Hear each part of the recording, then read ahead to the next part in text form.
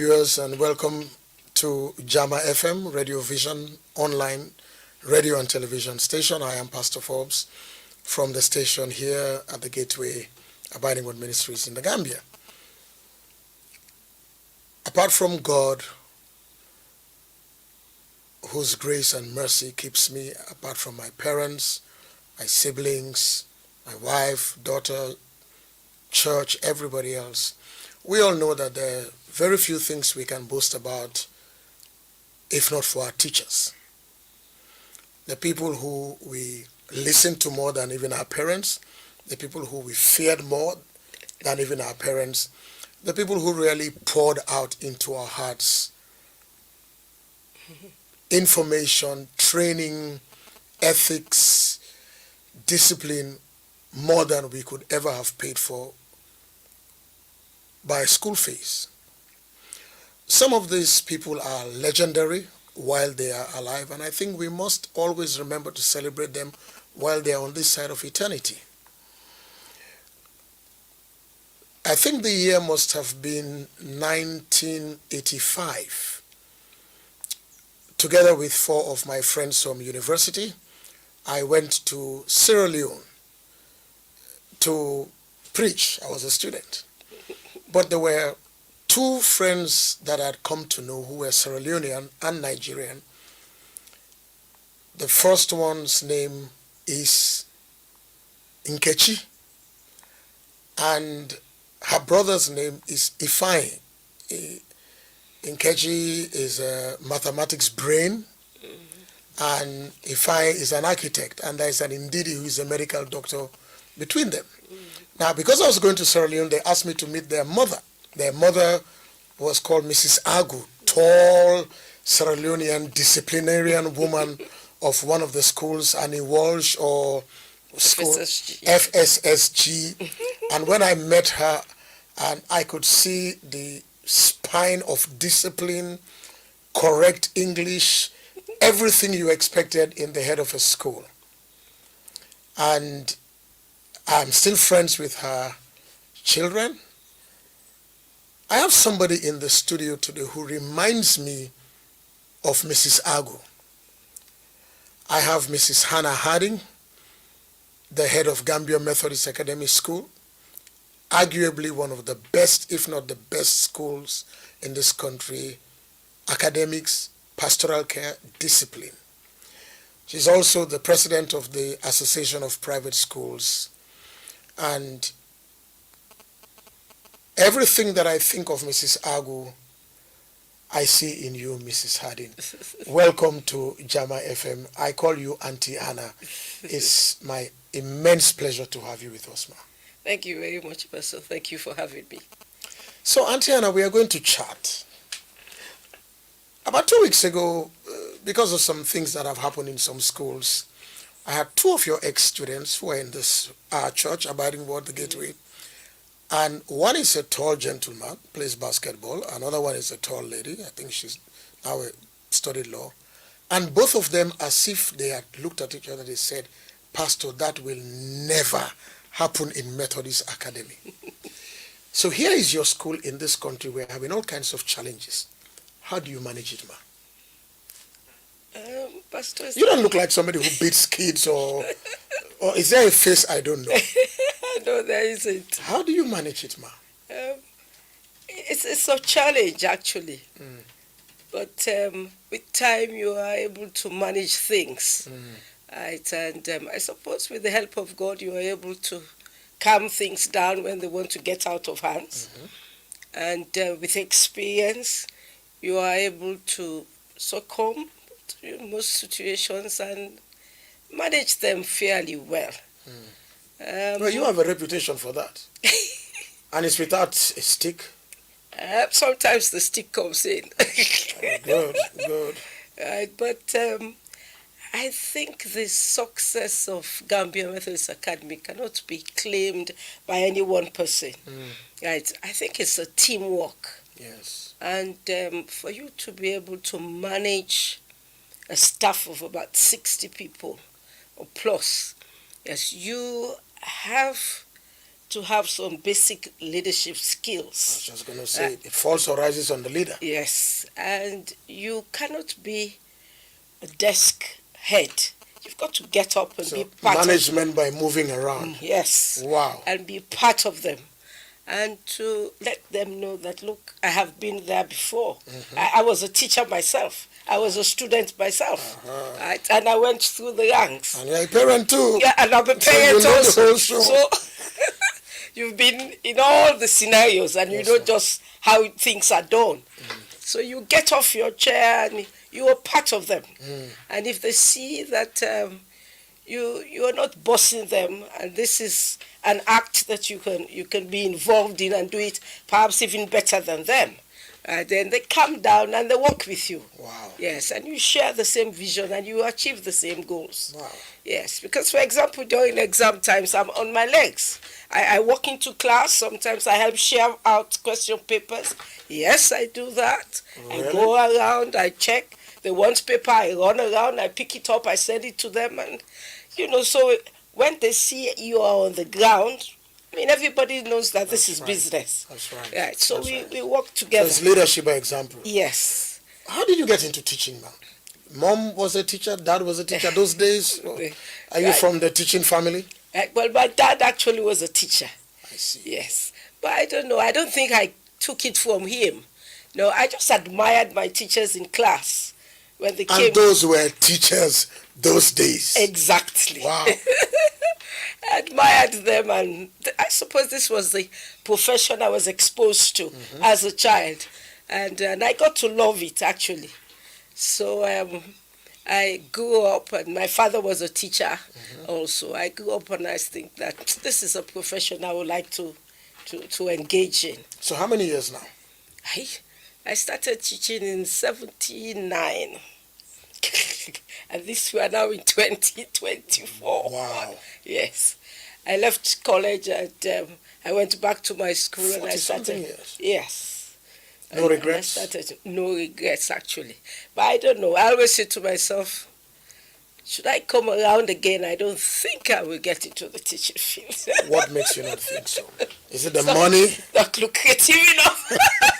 It's a social service, Auntie Anna. It is. Look at us, we've turned out well. But the teacher, they don't get plenty copper. At all. Not the money. So what's the balance between, because I know most teachers, most heads of schools, I remember my mom, the difficulty of turning children away. They're good, sometimes in your reckoning, maybe they're average with a lot of promise, but the parents cannot afford it. And some of you kept those children. That was not a financially smart decision. Why did you do that? Or why do you do that? Well, actually, sometimes you see the potential in a number of students, and you can also judge that there are financial restraints. And if you can help, you see how, when you look at the children, you see how vulnerable they are.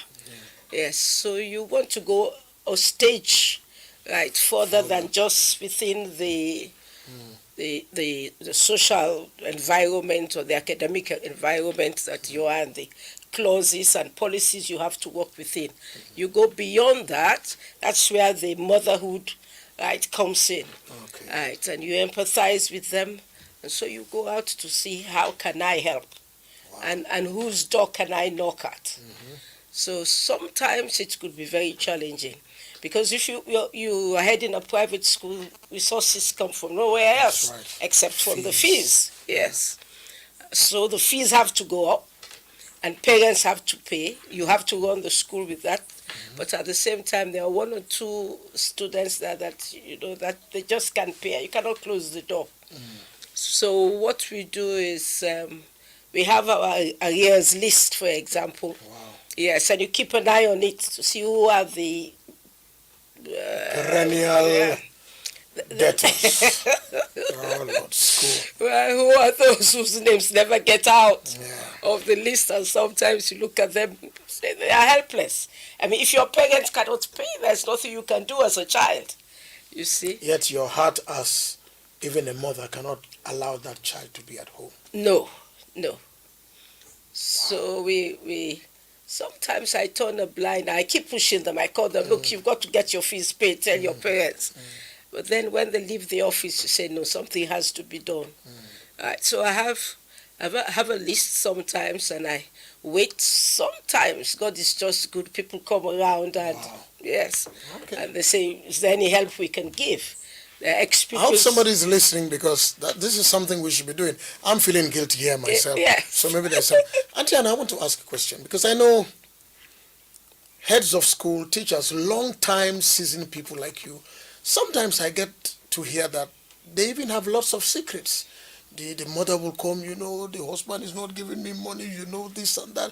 And somehow you mix this whole thing and it works for these kids. And the kids turn around and tell you thank you. Yes. But one question I want to ask is that Methodist Academy always is at the top. Why? Do you get to see the papers ahead of time? Is there some juju? Are there prayers you are praying, Auntie Hannah, that we are not praying? We not say we are always at the top. Look, when the results come out, we are not. We just know first 5 is going to be Methodist Academy. If it's not there, there's something wrong. Yes, but I think we have tried to maintain a standard. How? Yes. Well, in our school, it's not an easy task, but we make sure that we give the students a formal exam every term. Because with this, yes, with this I thought it's just continuous assessment kind of system. No, we do that. But then at the end of every term. Every term? Every term. I thought second term was supposed to be the sports term in my days. Yes, you do have. Exam, second term? Every term. The federal school sports is in February, and second term normally ends in March, before April. Easter. Yes. They take an exam? You take an exam. You have to, and it's quite a formal one. Yes, they go to centers. We print out. We print out our question papers and give to them real formal setting, and it is marked. And my teachers grumble because they don't normally have a vacation. During the vacation, they have to mark. Yes, and then we come back. But with this generation, they are potentially good students, but they are lazy. So you've got to keep them on their toes. And one way you do that is by telling them, look, you've got to do an exam. Okay. And so this, as soon as they hear test, exam, everybody, you have to put the phones down, the laptops down, forget about Facebook and whatever. You have to get your books. And it's working for you? It's working. So has this produced a competitive spirit among your students? Oh, yes, it has. And also I try to motivate them because after every exam, the first 3 in each class, you are announced at assembly, they come up and we cheer them. Wow. And subjects like maths that we tend to think it's too challenging, right? I pick out the top scorers in maths, right, and I bring them out. Introduce them to the schools and tell your friends this is not a big deal. These are mathematicians in the school. Cheer them. Well, it works somewhere or the other. Oh, yes. I was at your school's graduation a few weeks ago. Yes. One of the things I noticed was that, you go to some school and it's just one child. So the child just has to stand there. Maths, and I had in chemistry, and I had in biology, and I Takes had everything.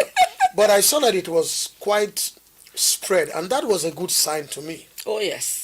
So the kids are competitive. Oh, they are. How do you manage the social media culture in the school? Facebook, the TikTok, and how do you manage that? Well, actually, the policy of the school is you don't use your phone during school time. How do you enforce that? We don't search you, we respect your person and all of that because we know they do come to school with the phones and the laptops and all of that.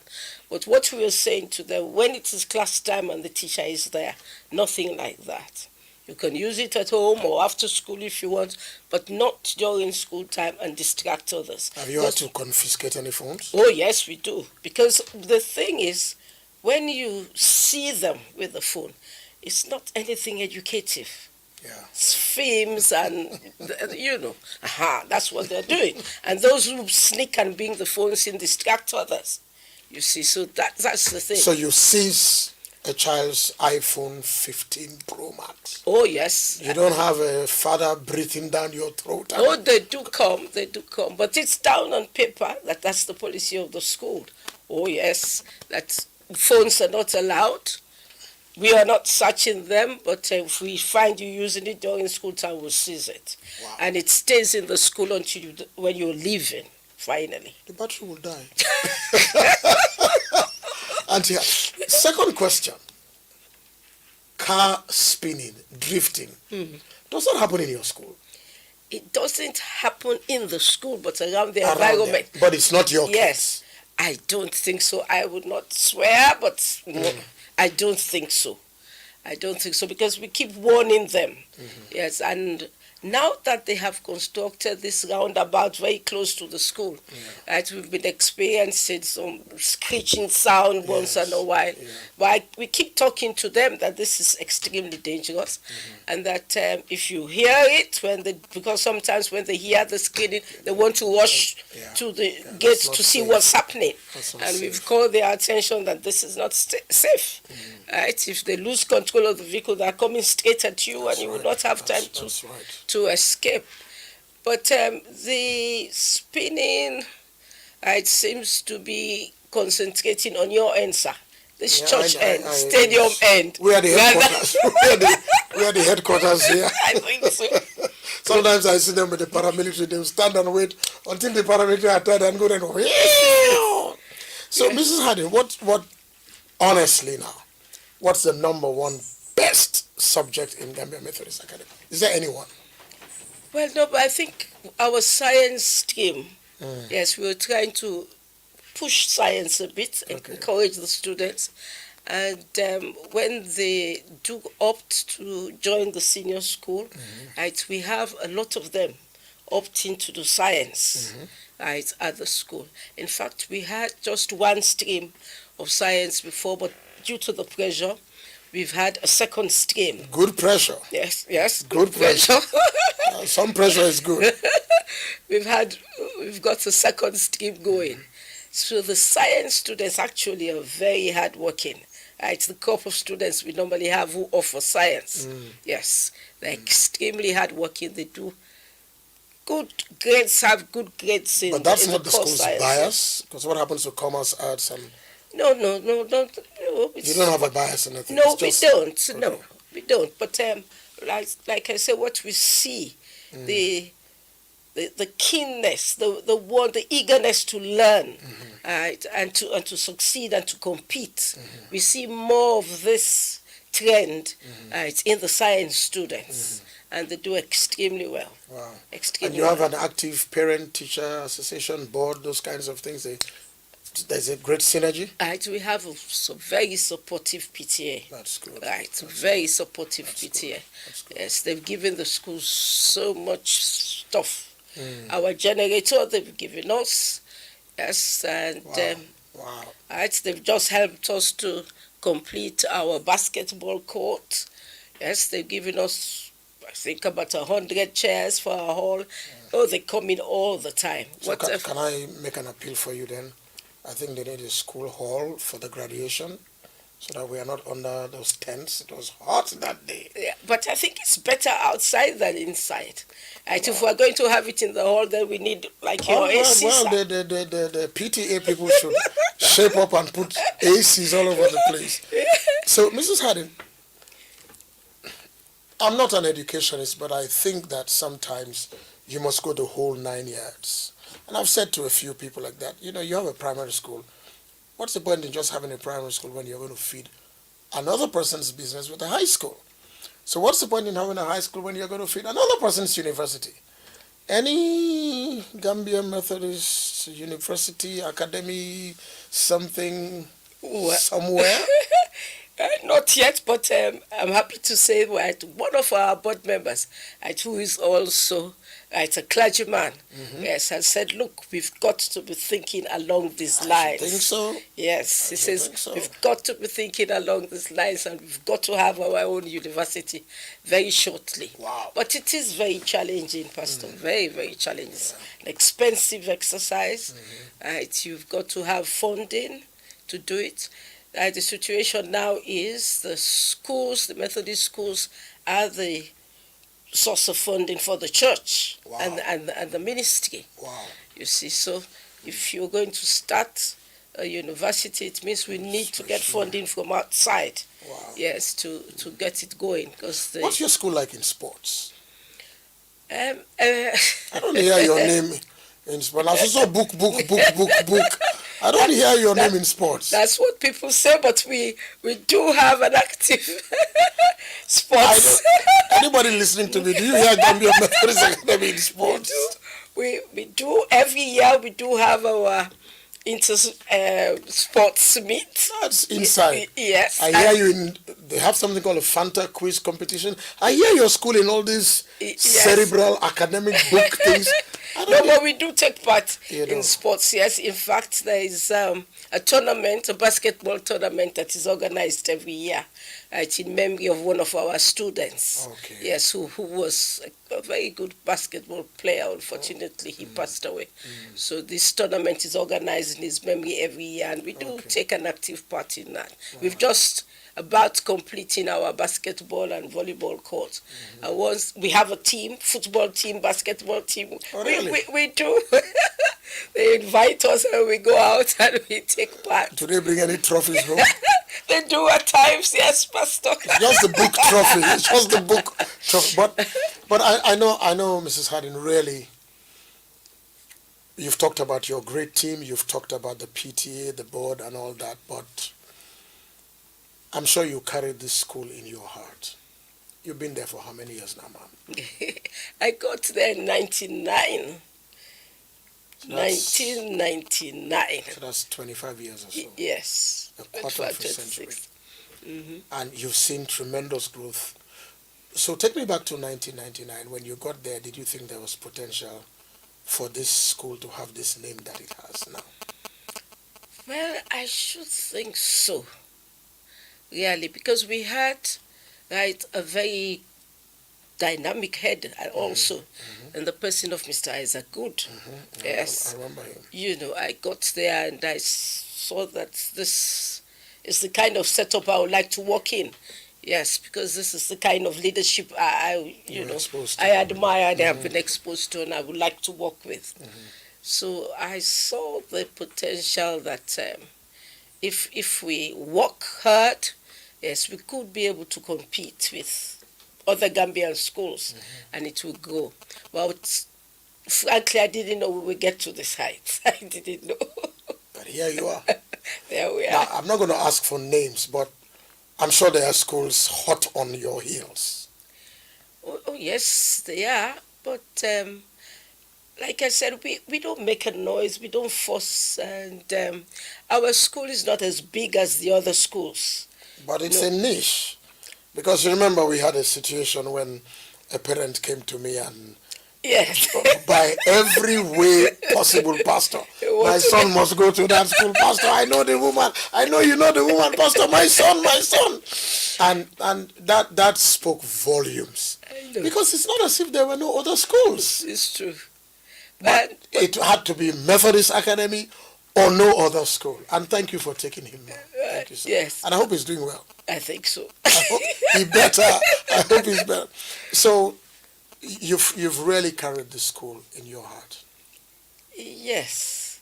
If it was in such a way that Mrs. Harding, somebody called you, a philanthropist called you and said, this is what you've done in 25 years. I'm putting $2 million, $4 million US dollars at your disposal. It's yours to build your own school in the Gambia. What would you build? Primary, middle, I don't understand the thing, upper basic level? Yes, upper basic. Or university? Or a technical college? What would you do? No, I think I would do an upper basic school. Why? Right. Because I don't know, I'm not too happy with the performance of students from lower basic. I think, this middle cadre, right, if we work well with them, then they will make fantastic grades. Yes, grades in the senior school. But if you don't get a solid upper basic lot, and they get into the senior school, they cannot compete. Because at senior level now, it's not just within the Gambia. You're competing internationally. That's right. Right? You take the West African exam, it's across the board. That's right. Right? So we've got to have a strong group of students to get into that cadre, right, and to be able to compete nationally and internationally. So, but our lower basic students, there's much to be done from nursery to grade 6. We really have to work well with them. That's foundational. Yes, so that when they come to grade 7, because they have just 3 years in the junior school, Yes. when they come into grade 7 to 9, right, we should begin to see that these are the potential students who are going to develop our country. We should be able. And according to the system, if you get to grade 9 and you want to opt out of the educational system, you should be able to do and that. The system feels you are already educated to yes. some kind of functional literacy. Yes, you should be able to opt out and be on your own and take up some skill or whatever. Yes, but you should be functionally literate by that. That means you would have done 9 years of schooling. But we are not seeing that. And then they get into the senior school, it's the same thing. So you get somebody in grade 12, that the person has done, 12 years of schooling, and he could hardly read, could hardly write. And it shouldn't be like that. Right. So if I have my way, I would set up beautiful upper basic school, right, and get them from the lower basic and really train them well, right, and then send them off to the senior school, and I'm sure they'll perform. Would it matter if they were day students, or would you want a boarding school? Ideally, I think a boarding school would be fine, ideally, because the distraction is too much now, not only in the Gambia, but across the world, right, but within a boarding school, you can manage them, right, there is time to study, right, and there is time to play, right, you go to bed at this time, and you wake up at this time, and school time, structured, and it's helpful, very helpful, but day students, no. Transportation coming to school is a problem. Going back is a problem. Distraction. Parents are busy. Everybody's going to work. Nobody's there to actually manage them, right, and help them through. So a beautifully designed upper basic school, boarding school would be ideal. Wow. How are you managing? All right. So I am old school. So I know there's something called POP, FLE, family life. At what age do you talk to kids about these things? And if you don't talk to them, social media is talking to them, their friends are talking to them, and boyfriends. And how do you manage this? Because I honestly salute people who run schools. How do you manage, especially for what you do? Because, we are not blind, there are other schools. How do you manage the girls, the boyfriend issues, and how are the proms in Methodist Academy? I hope they don't end at 6 in the morning and all that. How do you handle all that? Well, the thing is, you've got to know that these are different times, right? And you've got to look at what the situation is real, the reality on the ground, and work around it. Right? I cannot say I am 70 and therefore you have to follow what I've been used to 70 years ago. It won't work. So for me, right, with this kind of exposure, technology at work at this age, even babies, as soon as they start moving around, they can put on the TV. Yes, you send them, they switch on the TV, they put the TV off. They know where their their comedies are and all of that. And they have their little iPad. Their own iPad. So you cannot hide anything from them. Right? You've got to teach them, and you've got to put everything down on the table. You cannot shy away, right, from reality. What it is, you have to tell them. And if they ask, even if they don't ask. So it is good to teach, because we are now teaching family life and civic education, and all of that is being brought back into the schools, and it is good. Yeah, I'm glad about the civic education. So it's started this year or last year? It's coming. Yes, it's now part of the senior school syllabus. So you teach them. I mean, you talk about sex, you talk about marriage. It depends. When the issues do arise, you tell them. And sometimes parents come to you personally and tell you challenges they're having with them. You know, so that gives you another opportunity to be frank with them. Sometimes I let the parents go and we have one-to-one. Wow. And I tell them, look, you're a girl, and if your parents say you don't sleep at home, you're playing with fire, you have to choose. What do you want? Is it education you want, or is it a baby you want? But you should remember the implications. You know, so you have to put the cards on the table. You cannot hide these days. Have you had any they know it all. experience of literally having to go into a family's home to talk, either because of their daughter or I've had son? Yes, not too often. I must say, my school, I don't know, but fairly not too many major issues. Okay. Yes, but I've been invited once or twice. Yes, to go to the house and talk. Sometimes, or most times, let me say, it's the counselors. Yes, that go, and sometimes the class teachers. Okay. Yes, to go. But what I experience is that parents do come to me several times in my office, right, and say, Mrs. Hadi, you are the only one who can handle this. Right. I said, really? I say, oh yes, you are the only one. I tell them I'm going to tell Hadi. Oh, Lord. So I hope the kids don't have a name for you. I guess they do. Oh my gosh. Okay, we won't find out what it is. So what happens if a teacher is teaching and you just happen to go into the class? Does the teacher freeze? Do the students freeze? Or they all get up, good morning, Mrs. Harden? What is it like? Actually, I don't go in. You don't? I don't. I stand by the window most times. But they get to know you around. Oh, yes, they do. Yes. I just stand by the window most times, and most times I catch them doing something wrong one way or the other, and I have to take permission from the teacher. Please excuse me, sir. What's that I see on your table? Oh, wow. So you are everywhere. Does the school have CCTV by any chance? No, we don't. Okay, so you're not like big screen looking around. What is that person doing there? No. Wow. But I do live. I tell them that the Holy Spirit leads me every time. You're scaring them now. So every time you're doing wrong, he tells me, leave your seat and go around. Oh boy. So, there are two things I want to find out. These days, here I am, I'm teaching public speaking because a lot of people don't seem to be able to articulate themselves well. Not because they don't want to, but because in our days, children were supposed to be seen and not heard. But I remember myself, and my daughter tells me, Daddy, I got it from you. Every year in my report, he talks too much. She will do better if she talks less. He will do better if... Well, we were exercising our public speaking skills. So how do you relate to children who are quiet in your school and children who are talkative? Well, actually, I was not a quiet student. I've never been a quiet student. I've been a talkative. I've been very active.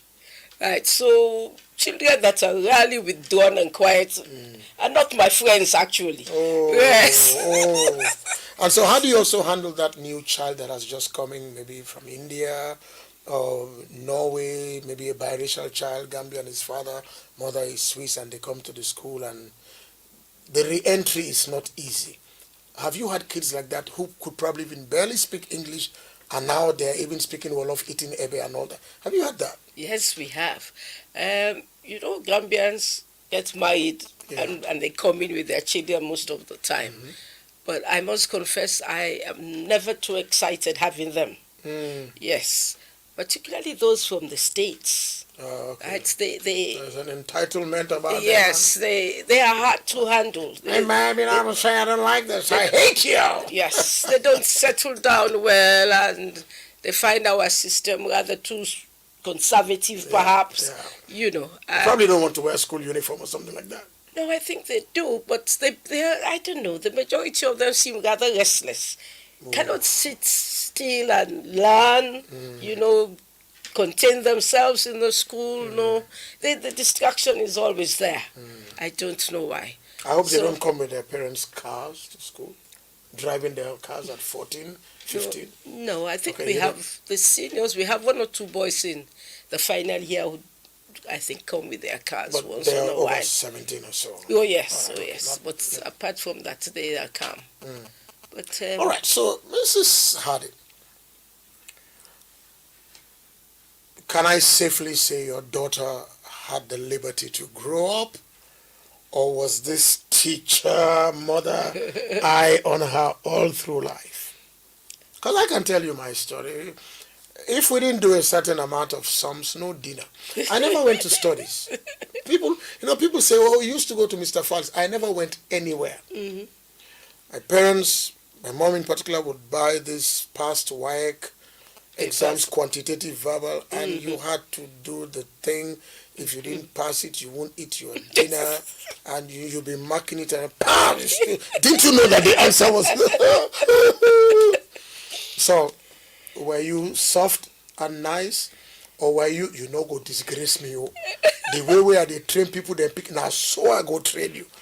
Well, you know, everybody keeps saying Diane is quiet and this, but she resisted my interference as far as education goes. Because you were maybe coming down at the Major General on her? No, I didn't. But she just didn't give me space. Yeah, maybe she just saw it. She managed it on her own. Wow. Yes, she would not allow me to interfere. Dan, good job, Dan. She would not allow me to interfere at all, and I didn't like that, but I had to swallow it and allowed her. But I personally think if she had allowed me, it would have been better for her. No, Dan, I'm on your side. And Mrs. Harding, what's your hobby? It was difficult to get you here. So what makes you relax? Do you go on leave? I do. Do you travel out? Yes, I do. Really? I do. And you leave the school when you travel? I leave. Or they are calling you and has the man cut the grass? Have they? Well, now WhatsApp is there, so we keep along, but I do go on leave. Yes, and they manage it on their own. Like I said, it's not a one-man show. Yes, everybody knows what is expected, and we have our system. Yes, I do go on leave, but the school really, Pastor, is in my veins. I can imagine. I have fallen in love with it, and I try to make sure that things go on well most of the time.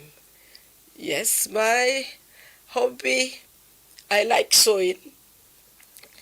And I did a lot of sewing when I was much younger. I remember I would treat myself to a dress every Sunday to go to work on Monday. Yes, a new dress? Yes, I make my dresses myself. Wow. and I loved that, but now I don't have time for that anymore. It's a shame. I have to pay to get my dresses made. Things change. Yes. Well, ladies and gentlemen, this is Mrs. Harding, the super head of Gambia Methodist Academy, and I just want to say thank you to you, Ma, for coming to our country, for taking it as home. I cannot imagine how many children you have seen become big people, maybe married, grandchildren, and you're still going on. And you're putting into other people's kids what maybe they should have done for themselves.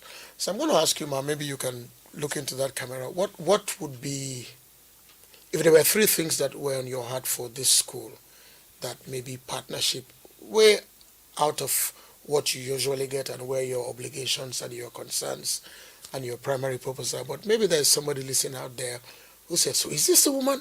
This is the woman that made my son? Is this, I've been hearing about this woman. Well, here she is. What are some of the areas that you think people can just come on board, ma'am? Institutions, local, global, that would help in line with what, of course, your school and the Methodist Mission is doing to make it just where you'll say, okay, this is the picture I had about this school.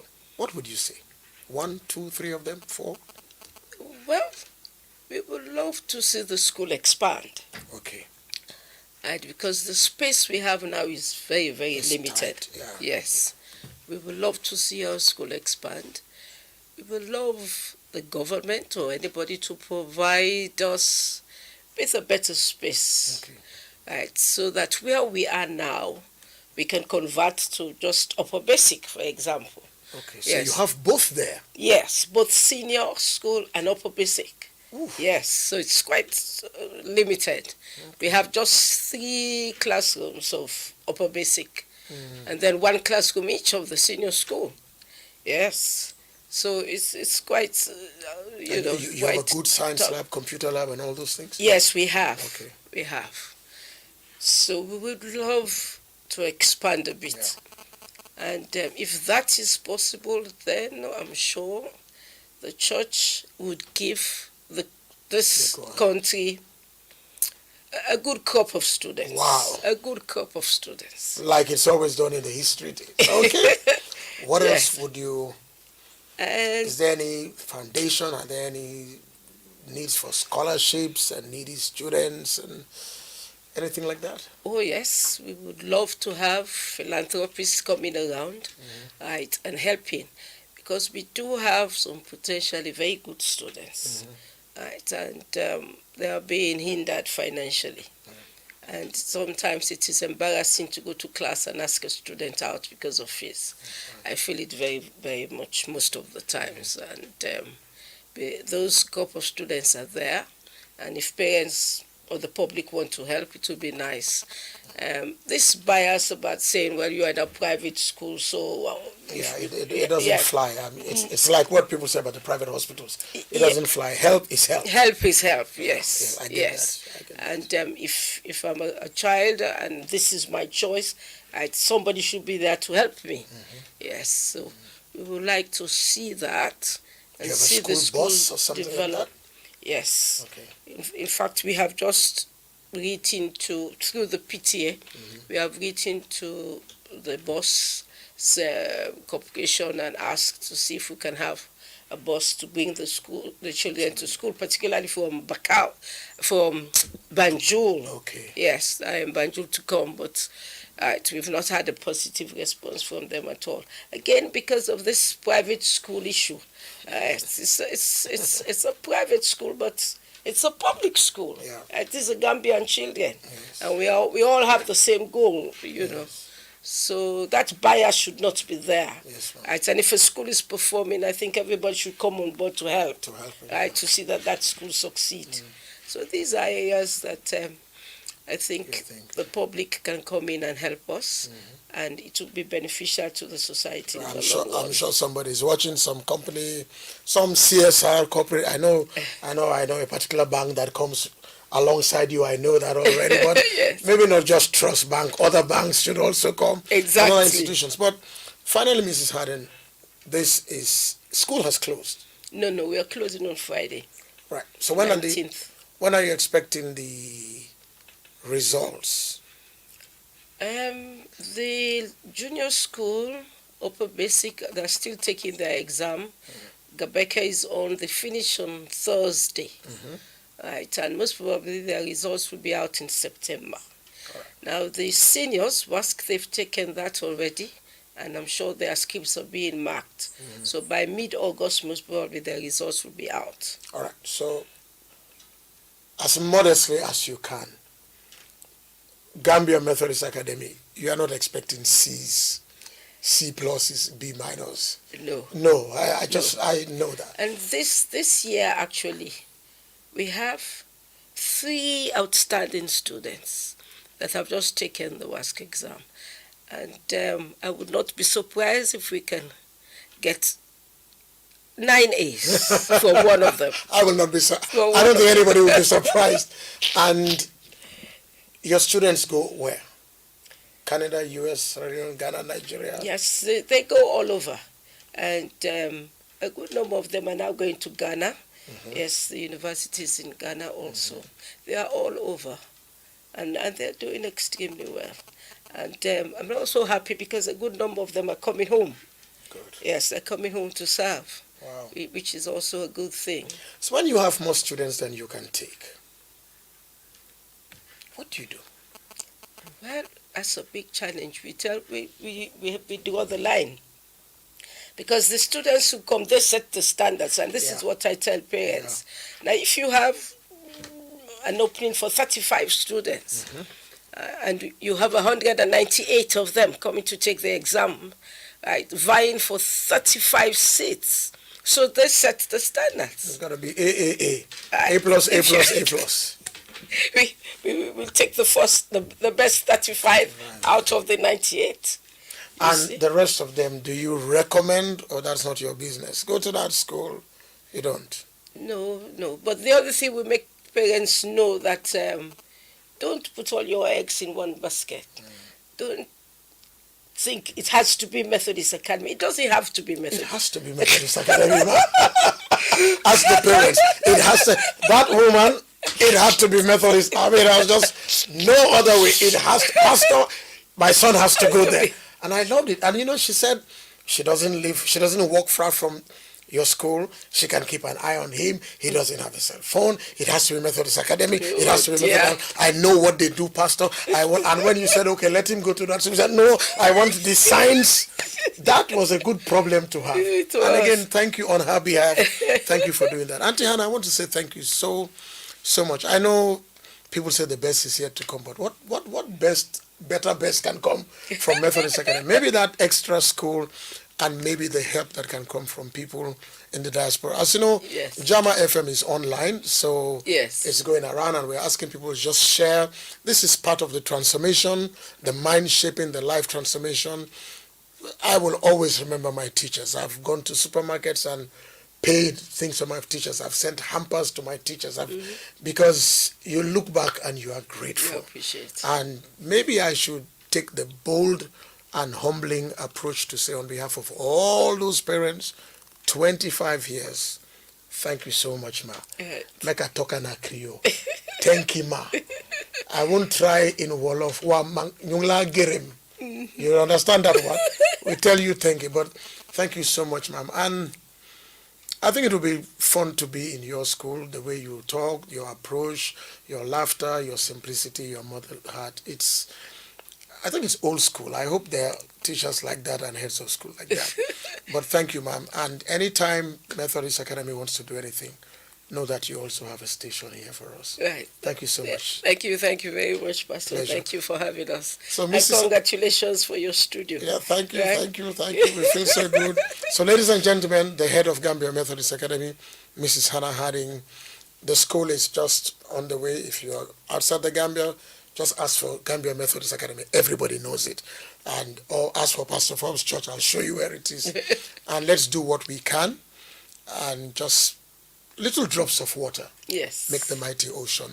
Let's help that child. Let's help that Einstein boy. Let's help that Mother Teresa woman. Let's help that Madame Curie girl there. And let's have the great time. Thank you so much, Auntie Hannah. Thank you, Pastor. And I know I'm not going to ask for the results, but I'll call you. I told you, A Methodist Academy. All right, folks, have a great evening until we meet again. God bless.